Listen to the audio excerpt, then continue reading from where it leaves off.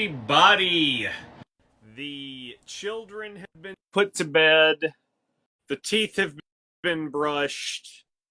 The story time has been had. This is the first Culture of Splife podcast. Hopefully Josh and Rod will be joining us here shortly. Yo, yo, yo. All right. Let's let that buffer for a second. Let's get Josh in here now. A few technical difficulties in the beginning. No big deal. Please stand by. Right. Right. I thought I would do this killer introduction, right? And then we would just seamlessly flow in. You two would pop up and all would be well, but unfortunately. The Jay Leno monologue or something like that coming into it. Exactly. Yeah. That's what I was thinking. I had a little saying and everything. I accidentally flipped around my front-facing camera. The issue. I so know you're one of my fellow wrestling brothers there. I mean,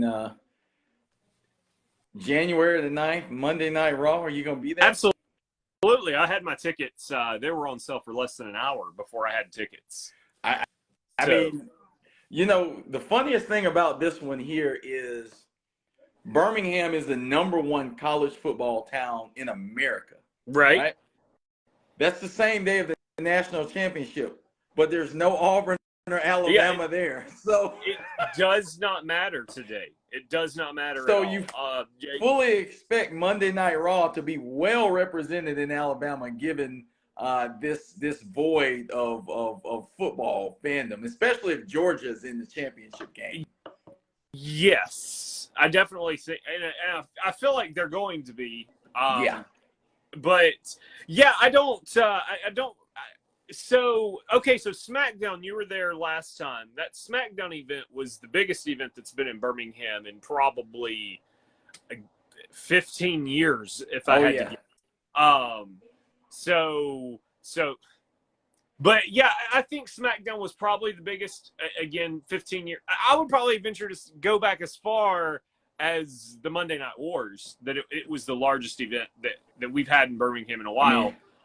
It was huge. Because there were actually seats in the upper deck, and that's been closed for forever. And of course, this was the first time in the newly renovated Legacy Arena. Right. Which I felt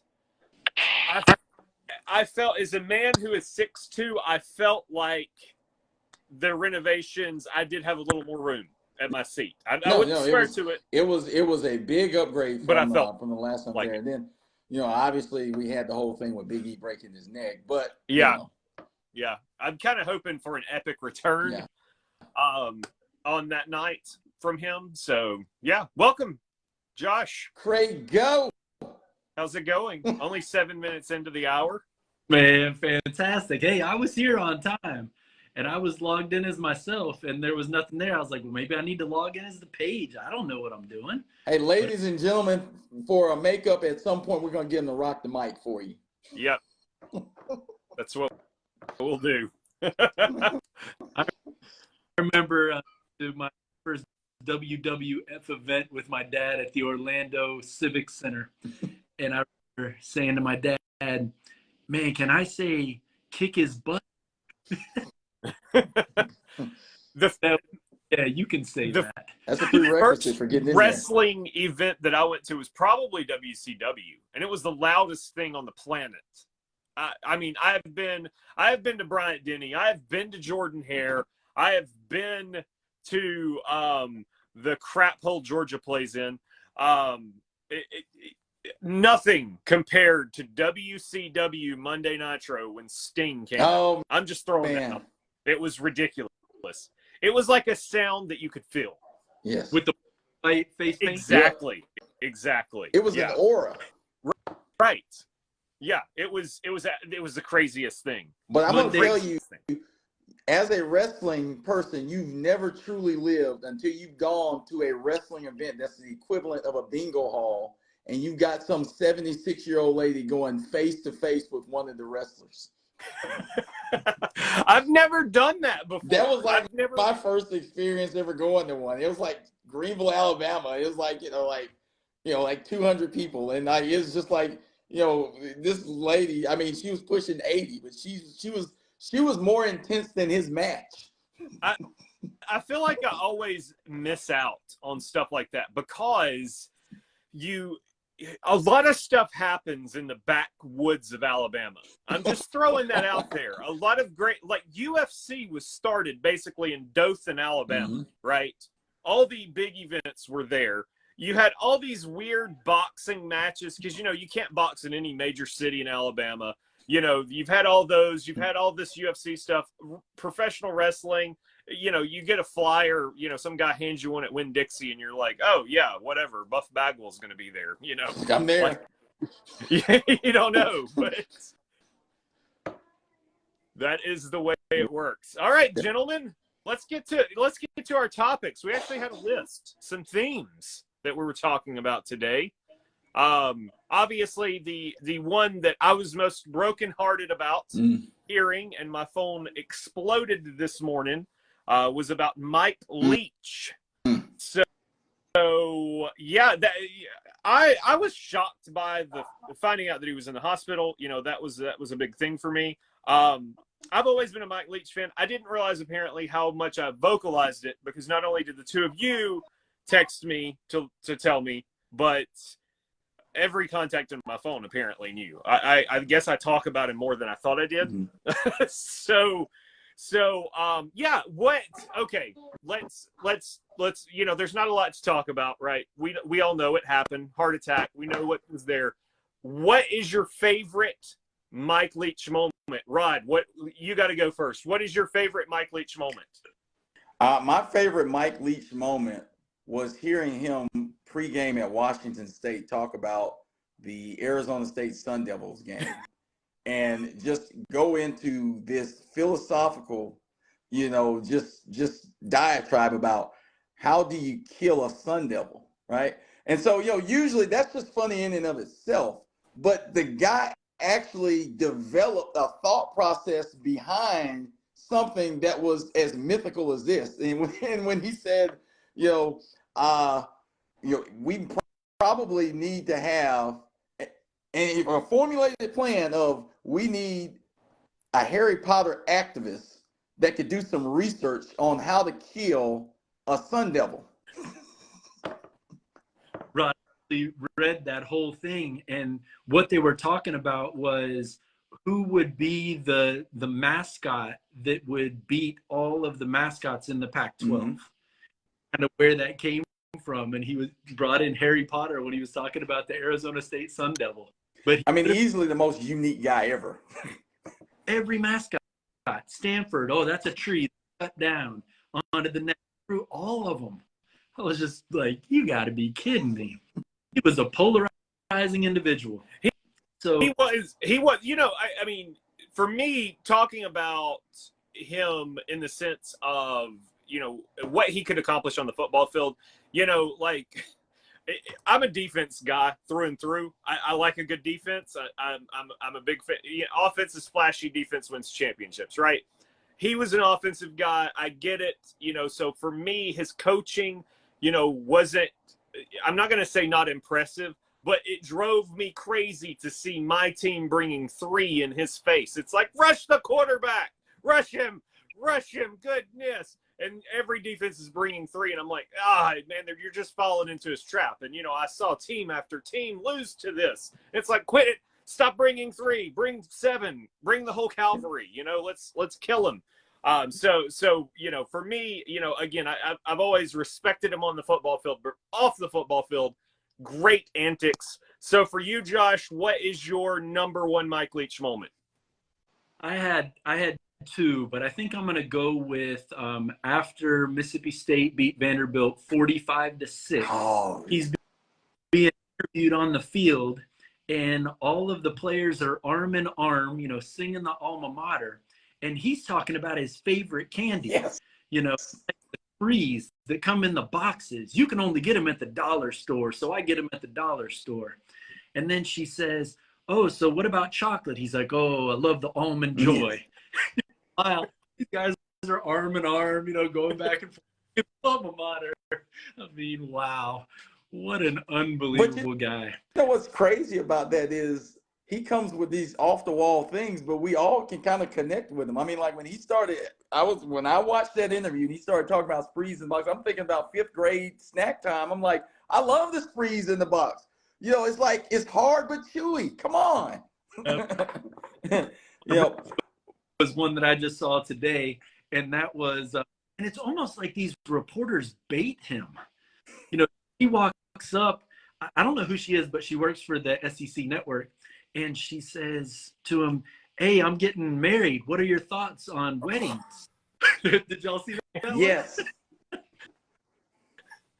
I think I can't remember because so this season it was after every game or during every game or before the game, which I believe that reporter was before the game if I'm not mistaken. But I've told everybody I saw that and I was like, oh my gosh. And then the next week they had something different. And the next week it was something, I'm like, oh my gosh, they're just doing it now. They're just going to get every soundbite out of this man they can. And I'm thankful for it because literally I watched every collage today of him that I could watch. Right. And, it's like, oh, football, okay, whatever. Highlights. Great. That's good. Let's go to the interviews. Right. And so for me, I was watching those and I realized that 4 of those were TikToks that I watched this season, right? I'm like, oh my gosh, that was a month ago, right? So that was really awesome. For me, number one thing, you guys probably are well aware that, one of my life's goals is to be a motivational speaker. And they asked Mike Leach how he keeps his team motivated. And he gave us, of course, the wonderful fat little girlfriend quip about how the team, it's difficult for us to break down our team members, our teammates, whenever they got their fat little girlfriends telling them they're the greatest things ever.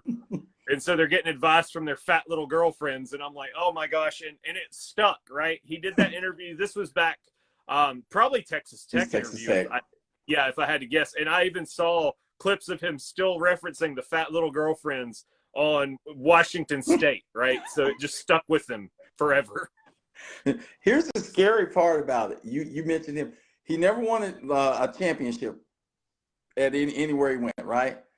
But the guy probably has one of the top 3 greatest coaching trees in all of college football. He's known as an offensive guy, but here's the scariest part about it. Dave Aranda, who is known as a defensive specialist for Baylor, is from the Mike Leach coaching tree. Alex Grinch, who is currently one of the top defensive coordinators around, Mike Leach coaching tree. And then you even go in with Lincoln Riley, obviously, Dana Holgerson, Art Briles, Josh Heupel, who is a big-time hot name, obviously, Cliff Kingsbury. All these guys came from Sonny Dykes, who is hotter than a supernova right now with with TCU. So that's an impressive coaching tree right now, and it's represented at all levels.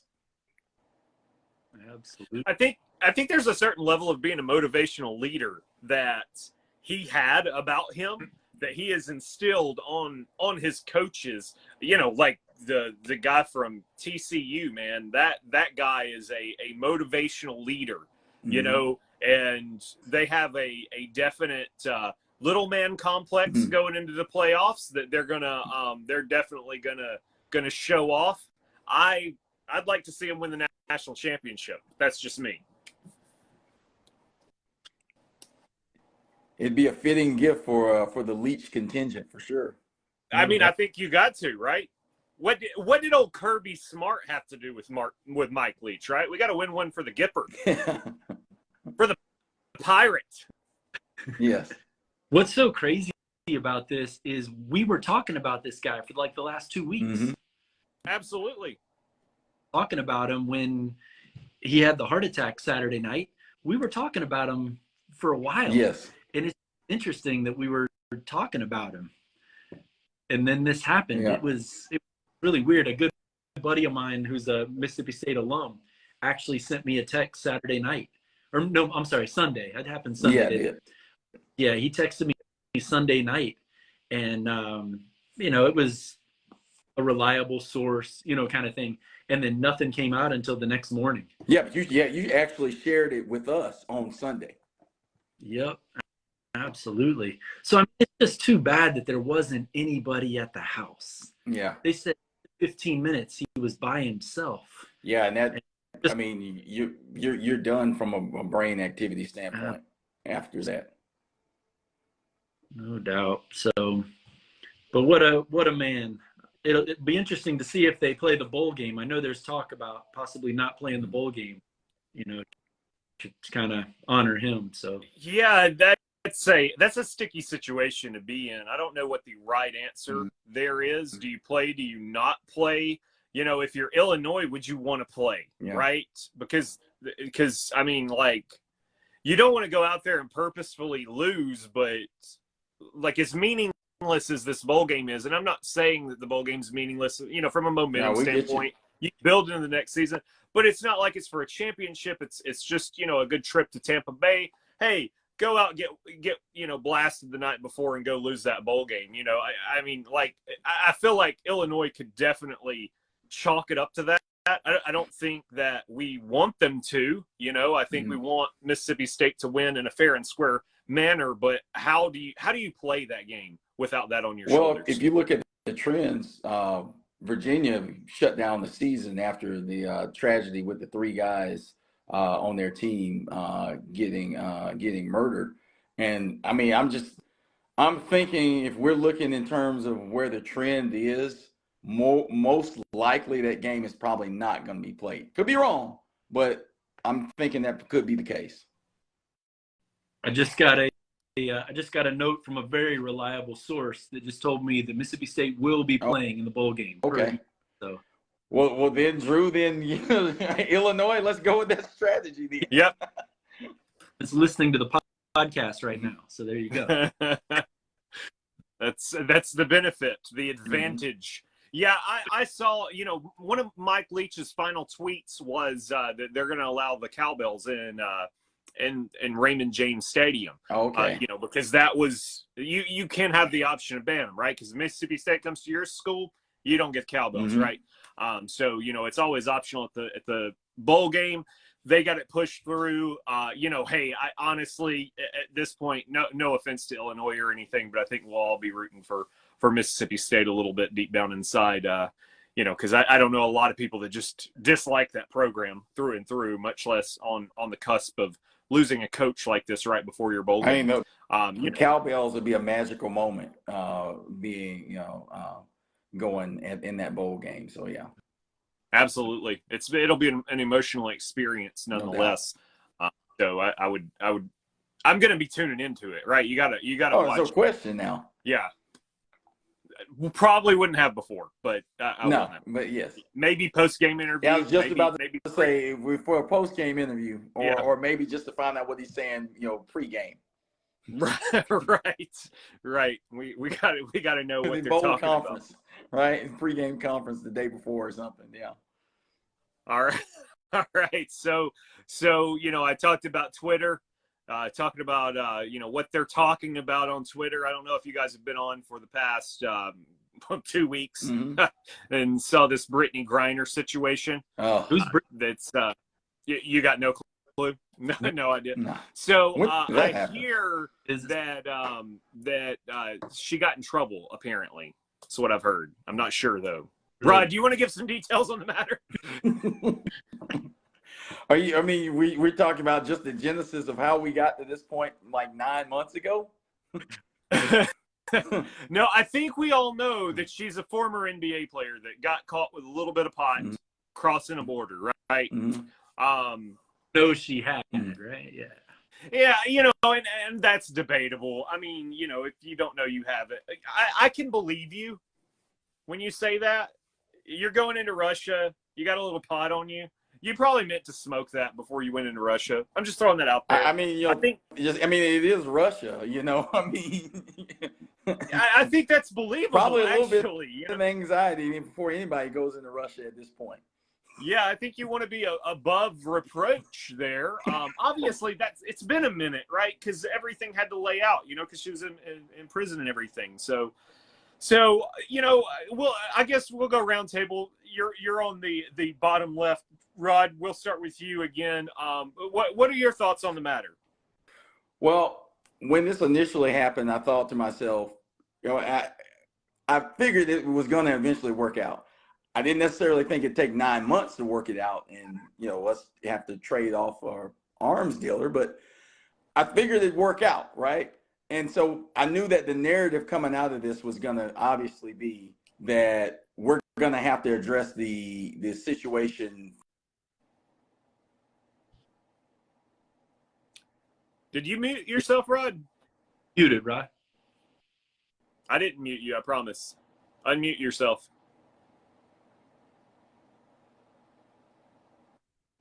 That was going to be a big narrative. So, you were going to have a bunch of talking heads and everybody else is saying, hey, we got to pay them more. We got to do this. And so I knew that was going to be an issue, right? So I come at and I think about that issue in a couple of ways. I do think that it is an issue at the forefront where we're in the country where I don't necessarily think that women should have to go to Russia to do, to be able to live their dream and be able to get paid well in the WNBA. And then even look at now, and this would be for another day and time, you literally got women in the college game right now that are staying in college to get NIL money because if they went pro, they'd take a pay cut. Aaliyah Boston made over $1 million last year in NIL and is going to be expected to make just as much as that, if not more, this year. If she had went out to the WNBA, she would have took a pay cut. So can I stop you for a second and ask, because I truly don't know the reasoning behind that. I've had friends that their daughters were in college. I've not had any that played in the NIL era, but like for example, I'll just throw this out there. My wife, we're looking for something to do on Sunday, and she's like, let's go to the women's basketball game at Auburn. It'll be a good time. Albie Claus will be there and stuff. And I'm like, yeah, let's do it. What time is it? She's like, it's at noon. I'm like, yeah, I think we're there, and it's a no-brainer for me. If in that scenario though, same exact perspective, I couldn't tell you a single Auburn person that's playing in the WNBA. I can't tell you anything about the WNBA. I'm good for that game. Yeah, I'm good for it. I'm not a huge basketball fan, and I'm not like you guys, right? But what is the difference? What's making the difference? So what you said, your process of not knowing is the very issue with women's basketball right now. It's not, well, for one, it's not as marketable a product as it should be. And then on the other token, it's not being marketed as it should be either. So that's kind of, and I was part of a discussion several years ago where we talked about the fact that, this is kind of a soapbox for me, but you'll get somebody that'll pop off on Twitter with their blue check, their verified blue check, that talks about, well, this is ridiculous here. These women need to be paid more. And we got to do something. And this same person that says this doesn't know two people in the WNBA and has never watched a women's college or WNBA game. So guess what? The guy that just went on, or the girl that just went on that soapbox, is part of the reason why they're not getting paid.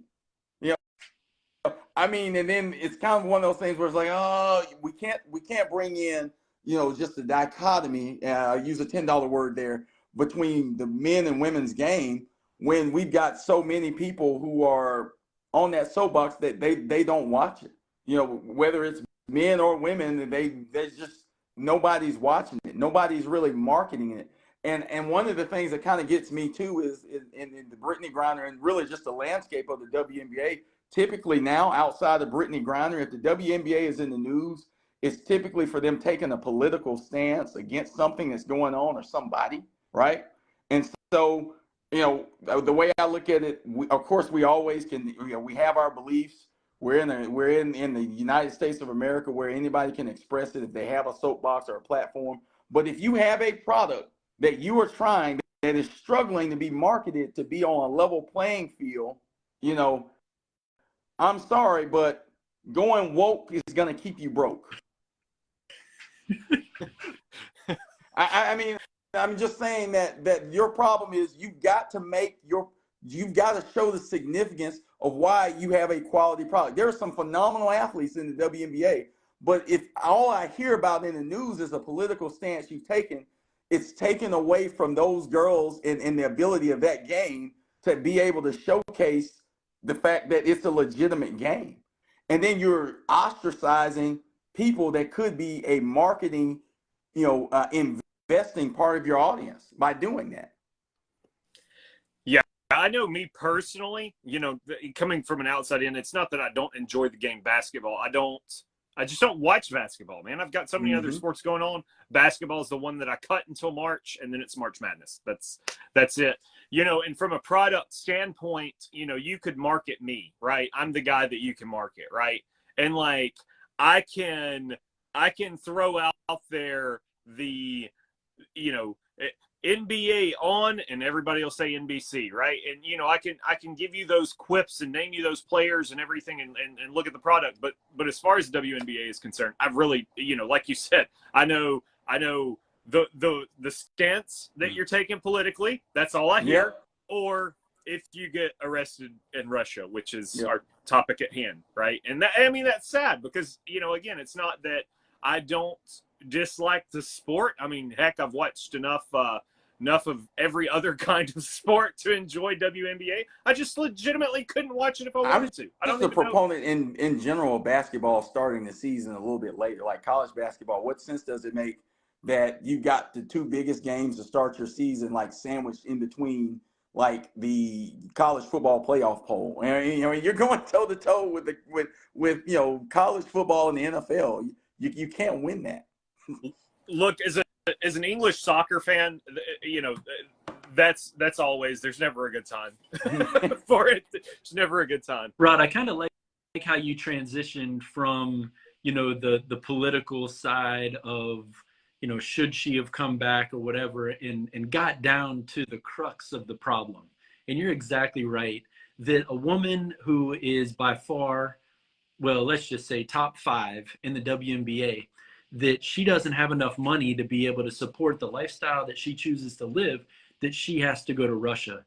And what I think is amazing is it really is all economics, right? Mm-hmm. But what was crazy is when the women's U.S. team was making far more money than the men's national soccer team, and they weren't getting paid for it. So I think with that big hearing that happened and what's come out of that, I really hope that's going to help. But what really hurt was losing Bryant. I think Kobe Bryant would have made the WNBA,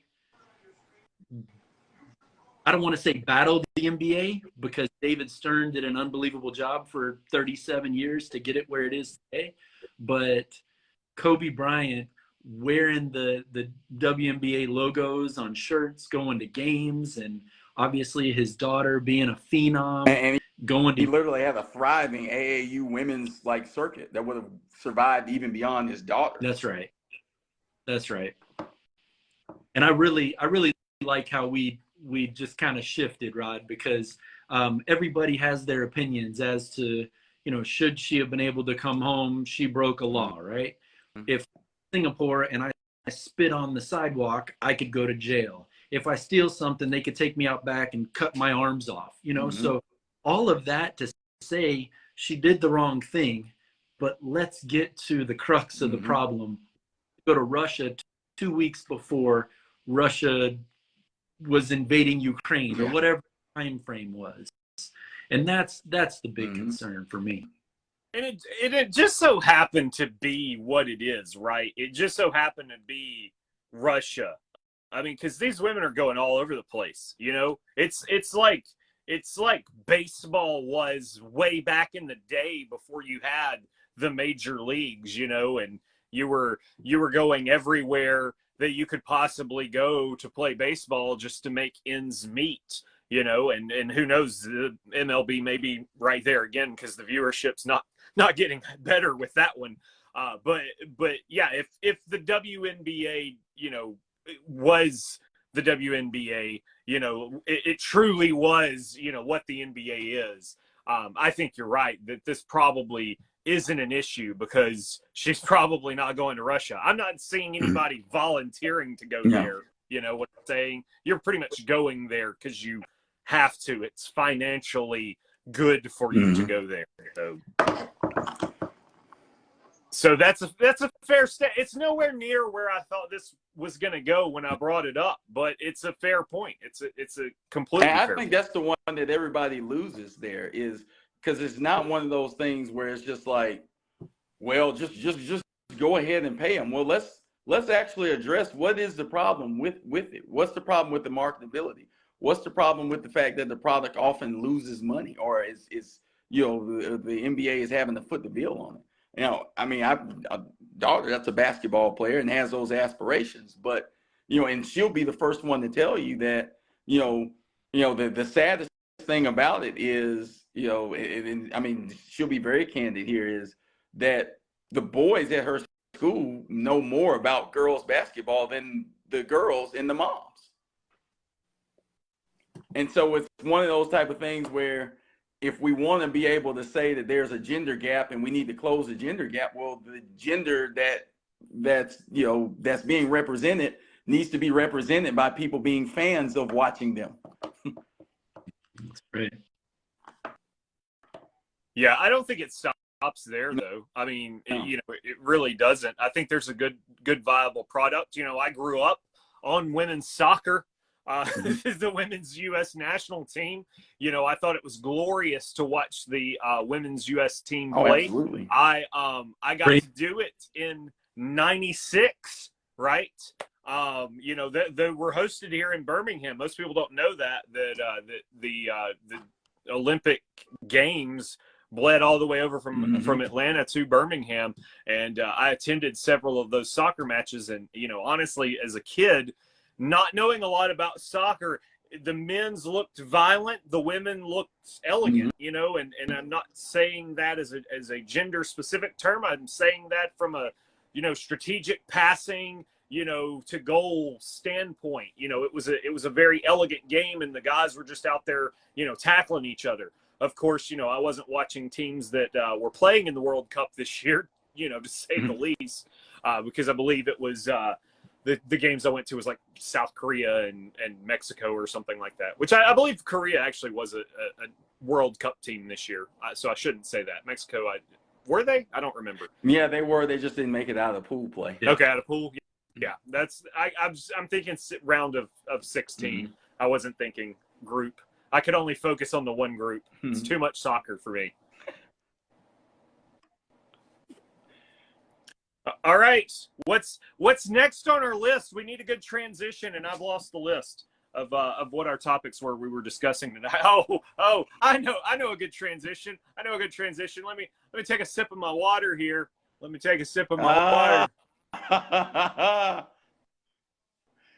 forgot the end of Tom Brady's career this weekend. So, guys, is Tom Brady over? Are we done with him now? Tom Brady has been in the NFL longer than Brock Purdy has been alive. That's a true statement. 23 versus 22 years. Yep. I mean, as a 49ers fan, I loved it, but for them to cut the coverage in the middle of your game, you're getting your butt kicked. Here's a fun fact, though. I read just before we got on, Tom Brady's parents actually left the game in the third quarter also. The true story, not making it up. So not only did we lose coverage of the 49ers game and switch over to the Seahawks game, but Tom Brady's parents even was like, no. So you're telling me that Tom Brady's parents held on longer than the actual Buccaneers held on in that game? Yeah. They left in the first quarter. Look, I don't think they showed up until the third quarter. that 7 points was so the 7 points. Let's give them credit where credit's due. That was the first second half touchdown scored in like 5 games against the 49ers. Yeah. So I mean that's a pretty it big, took like a deflection and just dragging a couple of people just to get it. But yeah, right. I mean, by that point, I'm not sure if I could have named any of the players on the 49ers that were still playing. I could still name our quarterback because, well, I'm very familiar with our third string quarterback this season. And again, I'm not trying to brag about them. I'm being serious. Is Tom Brady done after this season? Go ahead. So Tom Brady, man, he just made a huge mistake, right? Look at what John Elway did, 97, 98, walks away, Super Bowl. Brett Favre, Tom Brady, they just missed it, right? Once you win that Super Bowl, and maybe Brett Favre is a poor example, but beating the Chiefs when you were a heavy underdog at the stadium, a home game for you, what better way to go off? It was time to ride off. Exactly. A good transition into what you just said there is, and what a more weird way to come back. Like, okay, so it wasn't as glorious, him leaving last year. Although they forged what was almost an amazing comeback against a team that ended up winning the Super Bowl to just barely lose that game. And Tom Brady was still Tom Brady, just the defense let him down. So even leaving at that point, you still leave with the dignity of people like you still had it. You come back to the Tampa Bay Buccaneers this year. Bruce Arians is gone, which we obviously know that was a big driver in terms of the production and how well they played. So, fast forward now, you got Todd Bowles, who is proving, just like he did with the Jets, that he's a career coordinator, not a coach. Right. You're going toe-to-toe with Leftwich every week because you guys have philosophical differences as to how you should run a team. You had challenges at the end of last year with this being an injury-riddled team, particularly on the offensive side of the ball. You've got a Swiss cheese offensive line, and you've got Tom Brady, who is a consummate statue. He came back to this situation, lost his wife and everything else, and I'm just thinking,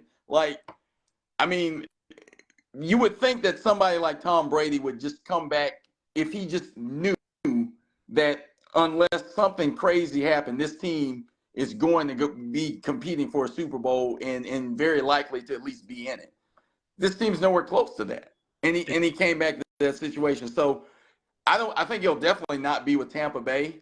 If he decides to still play, it would be probably it would obviously be in a different situation. I think he should just go ahead, just go. But it definitely wouldn't be with the Bucs next year. You know who the favorite is that I read about yesterday? Yeah, you can say the 49ers, but we're sticking with Brock. No, the Las Vegas Raiders. Wow, that seems weird to say. But, he was with McDaniels for all those years. Derek Carr, whoa, he's struggling. And has definitely underwhelmed for the 5 or 6 years that he's been there. Yeah. So that could be a good spot, but I really don't know. You came back and you beat the Rams down by 14, right? You came beat the Saints down 13, and I may be off a couple points. But without that, what are they, 6 and 8? Yeah, so they're 6 and 7. He's got I think the lowest quarterback rating he's had in his career, and he's somewhere near the bottom 10. I think it is in QB rating right now. So it's just, it's been a colossal failure. Okay, seriously though, not to shift the focus off of Tom Brady, but if this was the same question, because I think this same question can be asked, if you're Aaron Rodgers, are you done?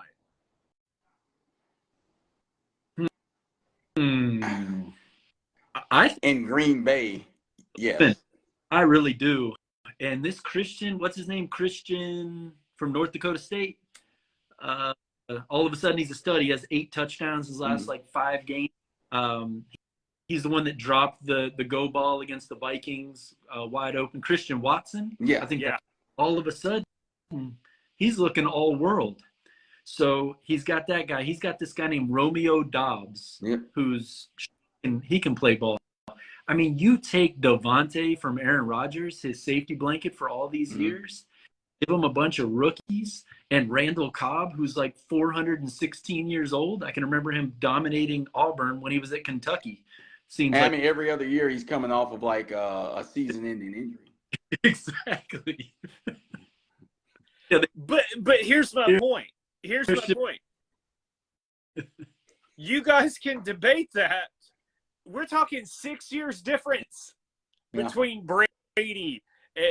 Y'all are sitting there going, no, I think Aaron Rodgers only has, he's got 6 more seasons left. That's not what y'all are saying at all. Y'all are like 1, maybe 2 at best. Probably needs to end this season. One big difference too with Aaron Rodgers is injuries are starting to take its toll on him too. Brady has been fortunate enough to not have to deal with the injuries. Rodgers they're starting to mount for so many years. Aaron Rodgers has been getting destroyed for years. Look, I'm not gonna give y'all that, because Tom Brady having to take like 2 games off for cheating here and there, 4 games off on this season here and there. You can count that as just recovery from injuries. I mean, he had Garoppolo as his backup, whatever. You know what I'm saying? Like, it was nothing. Water under the bridge at this point. Injury, cheating, it's all the same. It's time off for him to recover. Plus, there's been bad blood with Rodgers in Green Bay. This is like the 3rd season where we're like, is this going to be it? Is he going to leave? And he's even perpetuated that. I don't know if I want to come back here. So, and now it's kind of like what's going on with him and the quarterbacks behind him.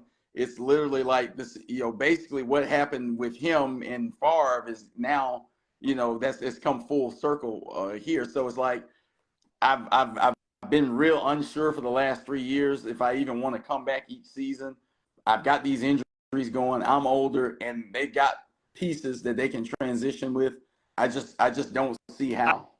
I had a lot more faith in Aaron Rodgers than I do Jordan Love, though.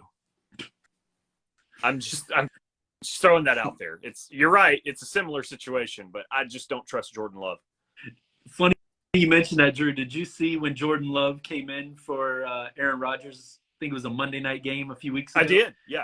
Threw a little pass to this Christian Watson kid, and he broke a tackle and ran for like the next day. They were saying, should Jordan Love be the quarterback of the Green Bay Packers? No, sir. I saw.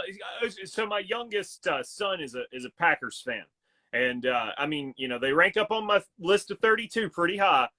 But I saw Jordan Love in preseason, and I wasn't really that impressed.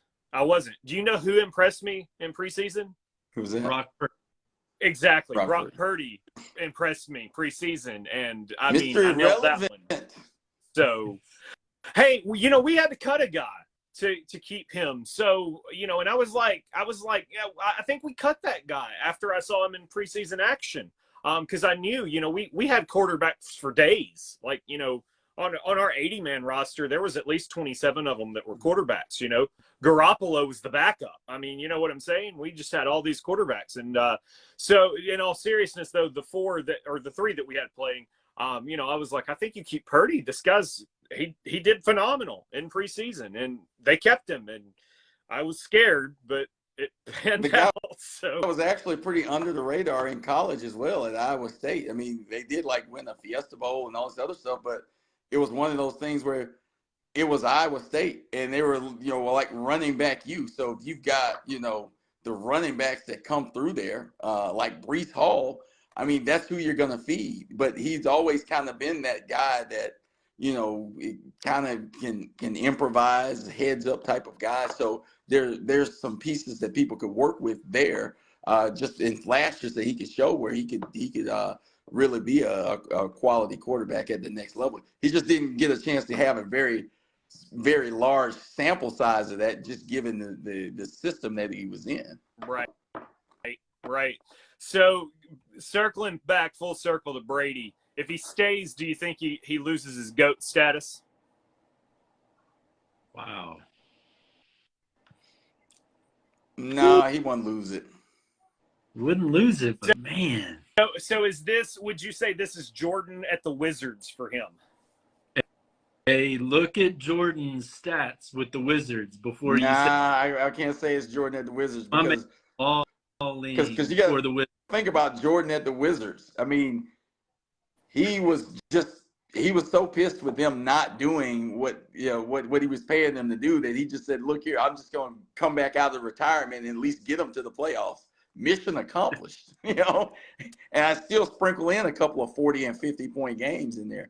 I mean, this is like just crash and burn right here. I'll give you that.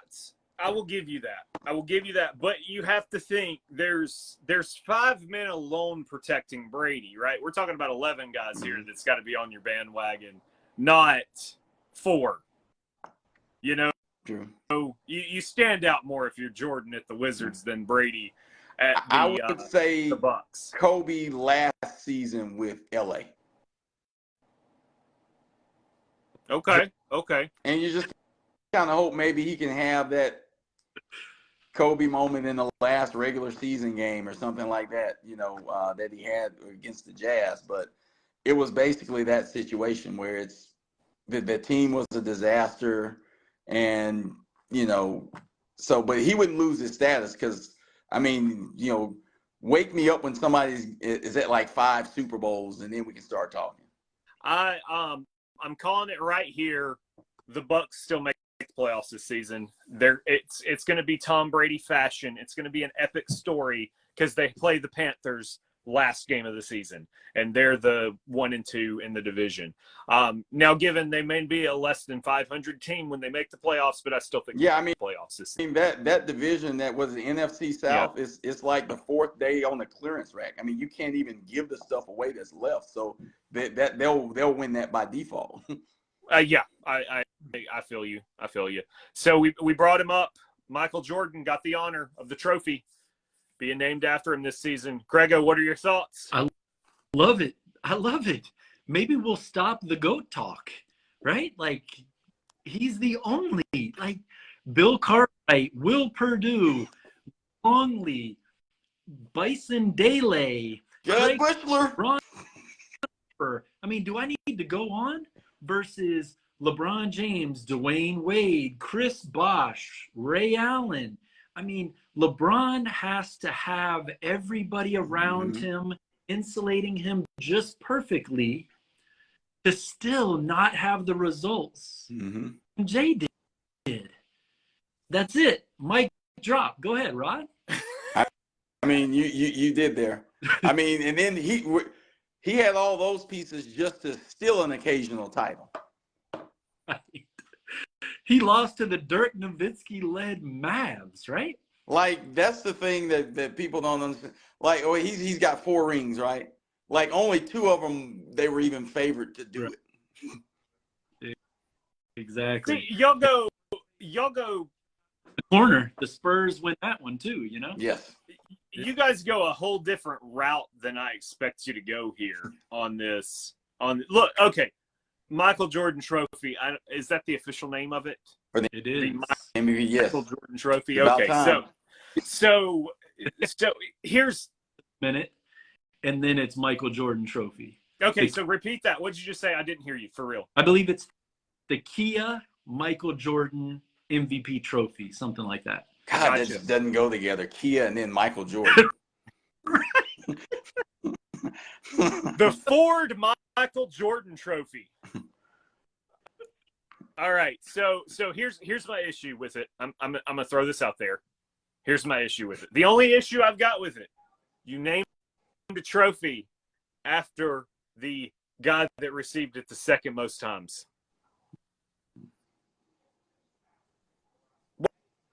Why is it Kareem Abdul-Jabbar getting the trophy named after him? Or Bill Russell or anybody.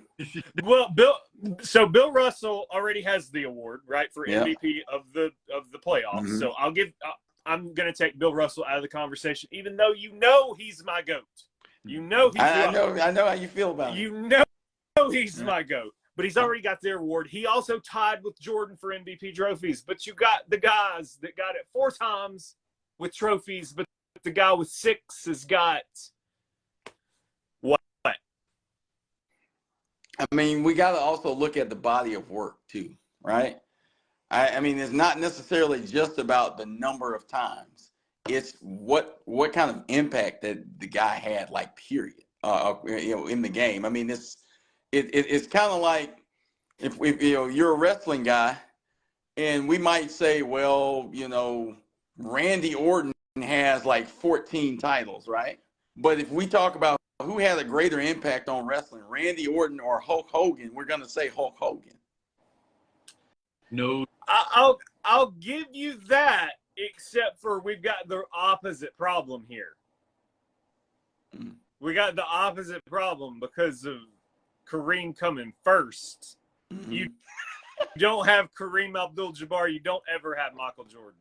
Just like the Bill Russell argument. I'll give you the Bill Russell argument. You don't have Bill Russell. You don't have any of these fools. So therefore, all right. So we'll go with that one then. Wrestling. Bruno Sammartino. Why don't we? Why is he not the guy? Then it's Hulk Hogan. Oh, I don't know where to go. Bruno Sammartino. Most people don't even know who that is. That's why you can't go there. Unfortunately, we're at a point now, if you ask the average 15-year-old, they might not even be able to tell you Kareem Abdul-Jabbar. I'm a little scared about that because of the way that, and this is a whole different conversation, and I know we're about to start wrapping it up, but the way that social media directs things that Rod wants to see, directs things that Josh wants to see, directs things that Drew wants to see, that is a problem, because you are going to have a generation that's going to grow up. We're going to be 60, 70 years old sitting there talking about this MJ dude, Michael Jordan. Of course, I'll still be talking about Bill Russell, and he's not even going to exist in anybody's mind at that point. And all these kids are going to be like, no, that's not who it was. And it's like, what? I'm a huge NBA fan, but I'm 45 years old.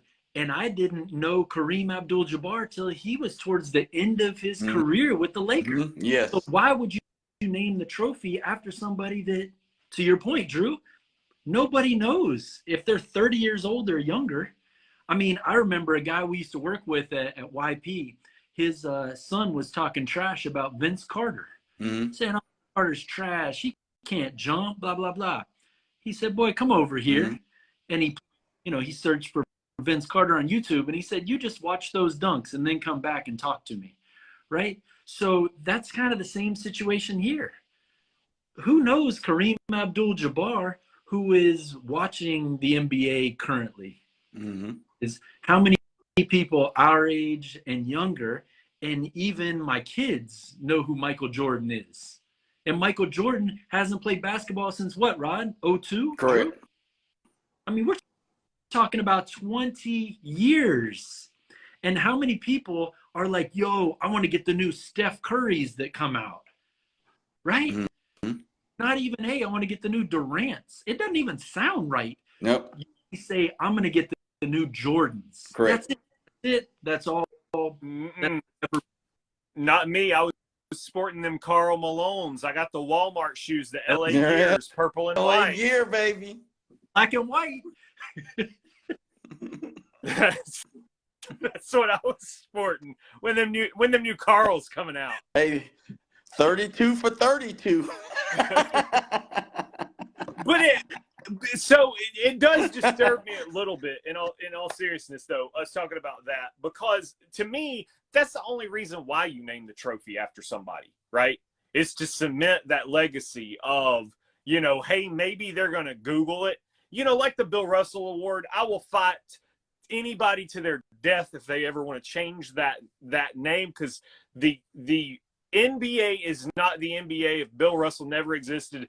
Taking completely out of, I mean, not only was he phenomenal and truly probably one of the greatest players of all time, but all of that being said, the NBA isn't the NBA if he's not, and part of that, that foundation that's built. No question about that. And, for me, like, I and I know I'm getting old, right? Michael Jordan, to me, is not an old player. Like, Michael Jordan's going to be around for another 30, 40 years before we have to start naming stuff after him. Like, it really did seem early to me to name stuff out of it. I get it, right? I was a Michael Jordan fan. I really was. I give him more crap now than I probably ever gave him. I was a Bulls fan growing up. Him, Pippen, Rodman. I loved it. My dad hated Rodman, but it was great.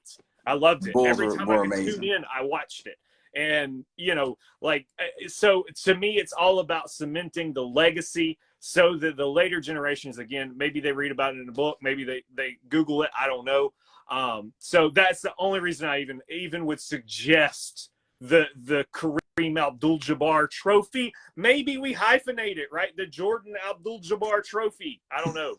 The scary part about the Michael Jordan is during the pandemic, The Last Dance coming out was like some of our younger generations, like, introduction into Michael Jordan. Right. It's true. Yeah, my kids, like, they for real don't know who Michael Jordan is. I mean, like, because, again, I'm not an NBA fan anymore. Like, there were too many sports, and that one just had to, I couldn't watch it. So, they're not seeing it in their face, like my son, he could tell you who Bart Starr was, who Brett Favre was, all those guys. But, he's a Packers fan, right? NFL fan, watching it, getting it in his face all the time. But without that, it is sad. And I don't know that they're teaching it in history books. And Michael Jordan is the guy that the shoes are named after.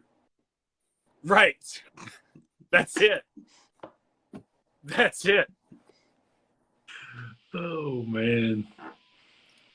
Yeah, I've hated having this conversation for the last 10 years. It's just, it's bad. You mean Michael Jordan being the GOAT? Yes. Yeah, same here. It's just, they're just like, oh, you're just old. I mean, did Michael Jordan miss an elbow to the face by 6 inches and flop like he got fouled? No. Then they go to break and find out, nope, he didn't get fouled. How many times versus how many times did Ewing or Charles Oakley or Bill Laimbeer or Rick Mahorn or John Sally or Isaiah Thomas or Joe Dumars try to literally take his head off? Yeah, I mean, that was the Jordan rules. I mean, you literally have a whole it was just something created for him, Jordan rules. And to your point, Josh, he got in the weight room and he got in the gym so he could create a body to absorb that contact, to get better, to get that fadeaway, perfected. That's what he did. He didn't figure out a way to manipulate the rules so he could be at the free throw line 35 times a game, by like taking the soccer flop. That's right. And I mean, you can't even compare stats. I don't even think his stats can be compared prime to prime. But the bottom line is, these guys in the NBA, I read Kawhi Leonard said yesterday, he doesn't even like to play in the regular season. Yep. He doesn't have any reason to play regular season basketball. He just wants to play playoff basketball. Mm-hmm. These guys don't care. They just want to be in the top 8. Get in the day. Well, top 10 now, I guess, whatever the number is. But it's just a whole different game than it was. There's no defense played. These guys are scoring 140 points a night. When we were growing up, they were scoring like 86, 88, 92. I mean, team to 91. I mean, and to your point, I think you said it earlier, Drew, NBA on NBC. You could watch a game on February the 10th at 2 p.m. and it was going to be the game of the day. That's right. Right? I mean, and it's a regular season game, and they've got like 3 months still left before the playoffs. Exactly. And you're guaranteed that no matter who was on, it was going to be a game that was going to come down to it was going to be probably 95 to 92 or something to that effect. If you weren't going to see you weren't going to have a late scratch who's on rest for the next 2 days. Exactly. So there you go, Drew. I think Again, you got your Bill Russell. You watch your VHS tapes of Bill Russell. But I don't know. Maybe he's on some YouTube videos, black and white. Getting pretty slow to me. I don't know. I'm sticking with Jay. I'm I'm okay with MJ. I really am. Again, I was a huge fan, but there was foundation set before we were there, right? There was that foundation, because even my brother, he's 19 years older than me, and you guys are probably aware of the TikTok, Instagram reel that was released about me making fun of MJ, basically calling himself the GOAT. That's really what he was doing. It was right around Bill Russell's death, and of course I had to pay tribute, pay respect to the man, the myth, the legend, and come back, because I saw both around the same time. So you got to say it, right? And it was my obligation to throw that out there. And he called me up and was like, Bill Russell, he was like done by the time you were born. And I'm like, yeah, I know. That's why it's that freaking awesome, right? You got me talking about him and never even watched him play. That's how good he is. So maybe one day we will have this future generation to tell about the greatness of Michael Jordan, because by the time this generation is our age, they're not going to be able to have the attention span to watch more than a 2-second video, because we're already down to like 8 seconds now is the most anybody watches a single video. Yeah, I mean, like, they're going to figure out a way to fast forward live NBA games by then. Yeah, exactly. So maybe by then something will exist. There will be thousands of 2-second sprinkles of Michael Jordan all over the internet, and his legacy will be submitted. For them to go, oh! Since he has this, and go, okay, maybe whoever, LeBron James the fifth or whomever is playing at that point in time, maybe he isn't the GOAT. Maybe it was this old Michael Jordan guy. Who knows? Speaking of which, did y'all watch Bronny last night? Yeah, he went against Carmelo's son. Yeah, Carmelo's son's only in 10th grade, so he's not ready. He's going to be good, but man, Bronny. Highlight reel dunk. Oh, yes. And he's only 6'3", getting up like that at 17 years old. He's going to be special, I think. Sure, he has all the tools, I'm sure he has all the trainers. He has the nutritionists. He's ready to go. Yeah, his game is pretty refined at this point. I would say so. You would hope. Brother is better. I think he's in 10th grade. He was on the bench. His brother is actually, I think, a 9th grader. It might be a 9th grader. Okay. Yes, he's going to be more along the stature of LeBron. Yeah. Yeah. I mean, he's already like bigger and taller than Bronny. Right. For sure. What else you got for us? Hey, that's it. We went for over an hour. Well, actually, you only went for 59 minutes. Me and Rod went for over an hour. So let's go. Hey, that jab took you to the hour mark, Craigo. Good job. Hey, Rod, you had one thing, man. What? Your favorite Christmas movie. Oh, yeah. Yeah, okay. So everybody always talks about Home Alone or, National Lampoon's Christmas Vacation. I love those. Those are classics, right? But I'm telling you, the one that I want to watch all the time right now that just keeps me laughing is Deck the Halls. Danny DeVito and Matt Broderick that was hilarious. I've never. Okay. Gotta watch that one. Deck the Halls, hilarious. All right. How about you, Drew? Okay, so every year I watch. In fact, so look, here's the deal, guys. Here's the confession. Y'all didn't know it was coming out of me, but we had planned to record last night. It was actually my daughter's birthday yesterday. Wasn't our typical Monday, so I had to cancel on you guys. But we watched Home Alone 2 last night. That was our third or fourth viewing this year. So I can't say that I have one specific, but here's my cadence. Home Alone 1, Home Alone 2, Home Sweet Home Alone now has been added. Once the kids are in bed, maybe tonight might be a good night for that because they're already tucked in. They're fast asleep. But every year I have to watch, Christmas Vacation. I'm so typical of mine. But yeah, as a family, we watch those three. Have watched the two before Home Sweet Home Alone came out. But But yeah, then I personally have to watch one. One time, I do remember we were having to live with my in-laws, and I literally watched that movie on an iPad in the bathtub, just because the language with my kids, I can't. Serious Clark. Yeah, yeah, exactly. I can't watch it in front of them yet. They'll be old enough soon, though, and I will watch it with them. What about you? What's yours, Craigo? It's definitely Christmas Vacation. And welcome, Heath Brooks. What's up, brother? We're gonna get canceled before we get started here, but my kids have been watching Christmas Vacation for a good while on DVD. So we just kind of cover their ears in some of those scenes. Maybe the department store cover their eyes a little bit. Every year Christmas Vacation a couple times for sure. I've got mine are younger than yours. We've debated this year, but we're like, I don't know yet. Just because my daughter just turned 5. So fun fact, my daughter just turned 5. Last time Rod and I were on a podcast together was 5 years and 9 months ago. Yes. So there's some math for you to sleep on tonight. There you go. In the spirit of getting I was canceled. about to say, so that was a special podcast. Yep.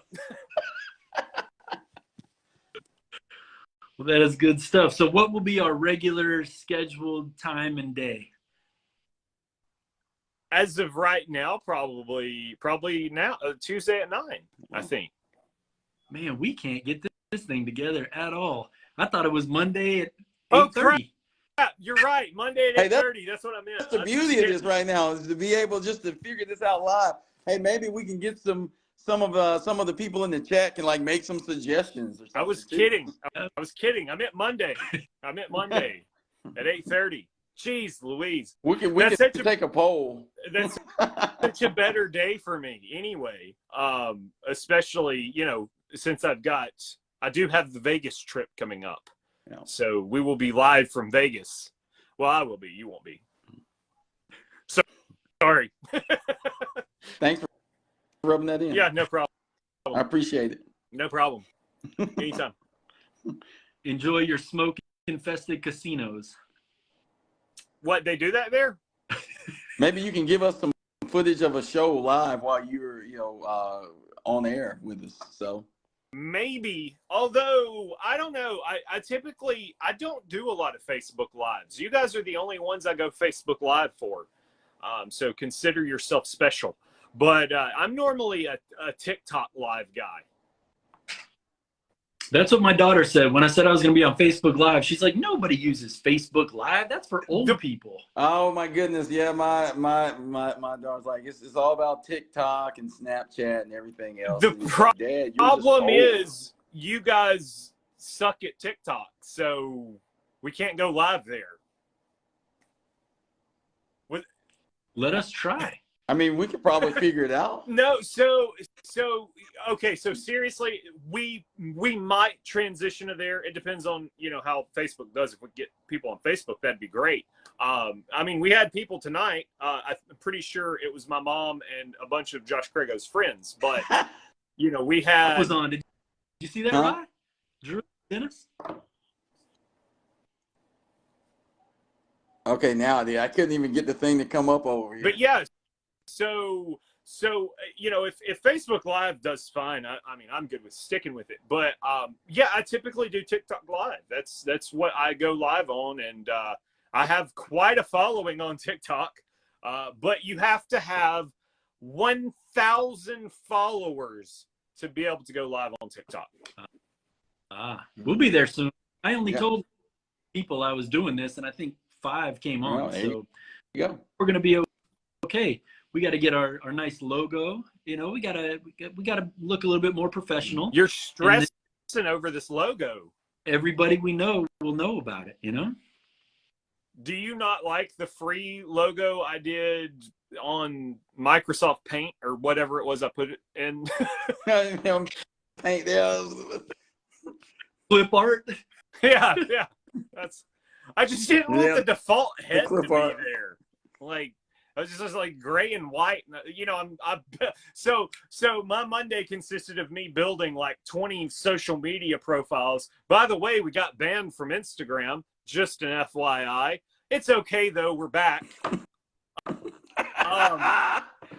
Well, like apparently they know if you're using a new email address or some crap like that, and I had to prove I was a real boy or something, you know, and not Pinocchio. And so that was good fun. Whenever you log in, like I literally, you know, hit start and then like something happened. Okay, Instagram logo at the top, and I click it, and it's like you've been banned from Instagram. It's like, goodness, I've not even been on more than 2 seconds. What did I do? And of course, it gave you the appeal process and everything, and we were back up within 10 minutes. You guys didn't even know. It was just funny in the midst of everything, that happened. But yeah, we're on TikTok now. We got Instagram, YouTube. We're everywhere really. We don't have any content posted. So like I said, I get tired of that little gray silhouette thing that everywhere has. So I went ahead and created something real easy to throw in there. So if you have a logo or something, definitely put it on there. We'll get that to you. And then of course we're gonna have the segment that we talked about, right? Whose show is it anyway? From people that are going to be chatting live, we'll get to come on. So that'll be fun, right? Yeah, we got a lot of great things in store. Once we get a little more comfortable, we got to do the over-under thing so that I'm not the one always on top.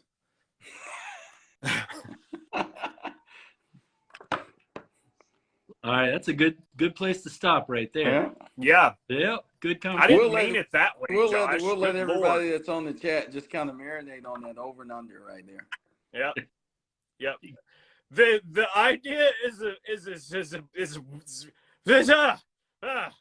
lost it. For us to place a bet on who gets up here and doesn't go down there. You know what's? I'm gonna leave that in for the audio version of the podcast, so that'll be good.